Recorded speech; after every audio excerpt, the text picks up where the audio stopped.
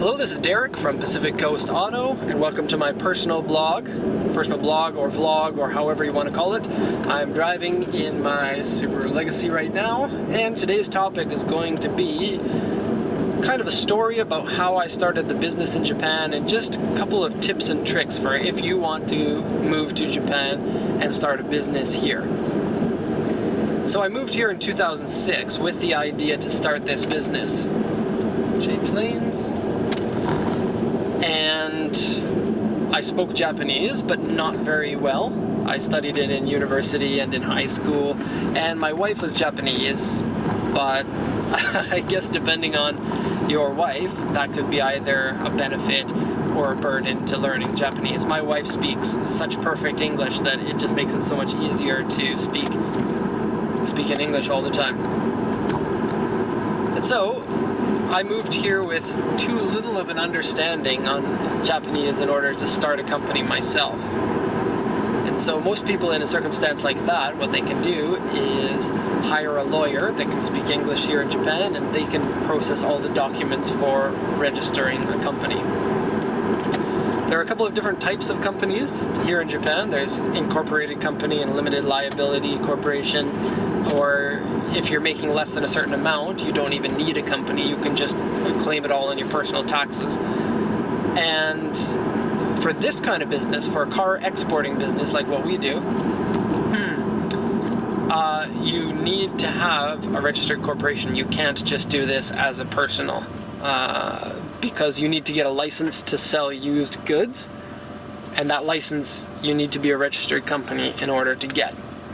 And so actually making the company, a lawyer will charge you around $3,000 to $6,000 about, or you can do it yourself, and the cost is about $200. We did it ourselves, and basically I just went on to Google and tried to look at stories and examples of other people who had done it, and I could find enough information there.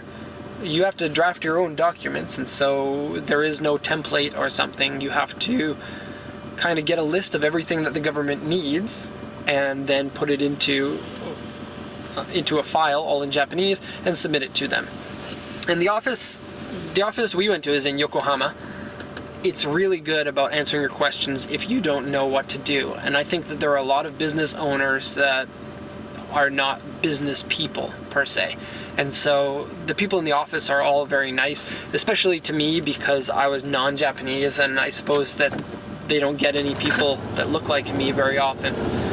So they were pretty nice to me about that. There were a couple of times we had to go to the office, something was wrong, go home, fix it, go back to the office and whatnot. All in all, the entire process was only about 2 months or so. After we had that, we had to go to the police station and kind of register our business with the police station. And then at the police station is also where we got the license to sell used goods, which is needed to be a dealer. And once you get that, you have to have a company make up some plate that states your company name, your registration number. And if you're going to be selling online, you have to put that registration number on your website somewhere. And so that all was pretty easy, but for me, I guess it was a little bit easier because my wife could do a lot of the Japanese typing. None of those documents can be made in English.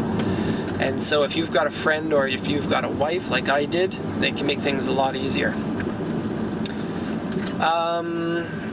If you want to work or live in Japan, you can't do it unless you've got a university degree, a 4-year university degree, are married to a Japanese person, or are a dependent of a Japanese person. Excuse me, feeling a little bit sick today. Or if you're going to move here with the intention of starting up a company, you can do it, but they have really strict requirements for that. I think you have to show a certain amount of money in your bank account, and I think that that amount is pretty high. I don't know because I didn't go this route, but I think that the amount is like $50,000. You also have to rent an office space and prove that with a contract. And I think, now this is a while ago when I checked this, I don't know if it's still the case, but at that time you needed to have 2 Japanese or residents of Japan working full-time at your company. in order to qualify for a visa to work in Japan and own the company in Japan. There may be a couple of other things. I'm not really an expert on that because that's not the way that we did it. But if you're interested in trying that, my recommendation is to see a lawyer about that because they know a heck of a lot more than I do. Starting the business. Well, we started without very much money. It used to be you needed $50,000 to start up a company in Japan, but I guess Japan in the early 2000s, they wanted more young people to start businesses, and so they allow you to make a business starting with as little as 1 yen. When you make up the documents for incorporating, you need to tell them how much money you're putting into the bank and prove it with a bank statement in the account name of your company. And so we started with a very low amount of money because the type of business that we're doing is just an agency business. So what we would do is somebody wants to buy from auction in Japan and we would be the person that you would buy through. In retrospect, starting a company like that with a little amount of money is not only difficult but also quite dangerous because it's very easy for something to go wrong and for your company to go out of business within the first few years. They say that businesses that last 5 years are going to be fine. In most businesses, I don't know what the stat is, but it's something like 90% of businesses will fail in the first 4 years. I don't even know how many years we're at now. I think 7 or so, and we struggled big time in the first few years. And so my recommendation is if you're going to start a company, just get a lot more money than you think that you're going to need, because there's always going to be something that comes up, and money can really solve a lot of the problems, especially in getting a small business off the ground. And where we were low on money, the reason why we can get past that is because I just worked way too much, and I continue to work way too much right now. I currently work between 8 o'clock a.m. and midnight without stopping. That's my regular day, and I work 6 days a week, including Saturday. If it's a really busy time, like Wednesday, Thursday, Friday, then I'm probably going to be up until 1 or 2 or so a.m. And when we first started the company, the way that it worked is I didn't have any money for basically running the company and living, and I had a family, and so I needed to work full-time while I had this company on the side. And it's particularly, I think, this company, this type of company in this industry is difficult to start that way because people need to trust you a lot because they're sending their money to the other side of the world. And if it becomes known that, you know, that's not your full-time job and you may not be serious about it, it's difficult to convince people that you're not going to have problems. And so for us, there were some hiccups there, but I think that for the most part, that wasn't a huge concern for us. It worked out, I wouldn't say it worked out nicely, but it actually worked out where I could stop working my full-time position and work less and less as I was working more and more for my company. And now we're at the point where we need to hire some more staff because me working, you know, I don't want to work until midnight every night. I want to work until 6 or 7, maybe 8 at the latest, and then relax in the evening. But at this point, I just can't. And this is after 7 years of being in business. And so, yeah, money can really solve a lot of your problems when it comes to starting up a company. And if you don't have money, you can always find places to give you that money. And if you're persistent and you keep asking and keep at it, then you can get that. There's a police officer in front of everyone, and so everyone's driving the speed limit here, which is about 30 or 40 kilometers lower than what people usually drive in this part. Okay, so actually running the company and doing taxes, taxes are pretty difficult to do yourself here in Japan. I would highly recommend that you get a tax specialist to help you with that. There are Japanese companies that, let me just go through the toll booth here, traffic. There are a lot of Japanese accountants that can do your taxes for you and do it in English.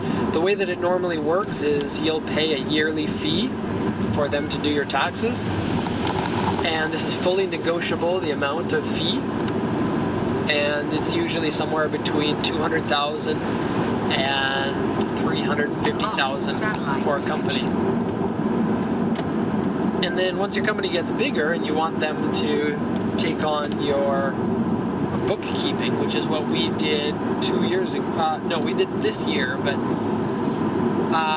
they charge a monthly fee, and for us, we pay 50,000 yen per month, so about $450 or $500 per month for them to do the bookkeeping. For a company like ours, it's very, very complex to do the accounting because of various different things. We get our taxes back after we export the cars. So we pay the full 8% on the cars when we buy them, which is a nightmare because of various things. But like if you say you're purchasing steadily 20 cars per month, then this 8%, you need to have, say, $30,000 in the bank so that you can compensate for that. And then suddenly you get a new customer, and this customer is a dealer, and they're bringing in 20 cars a month.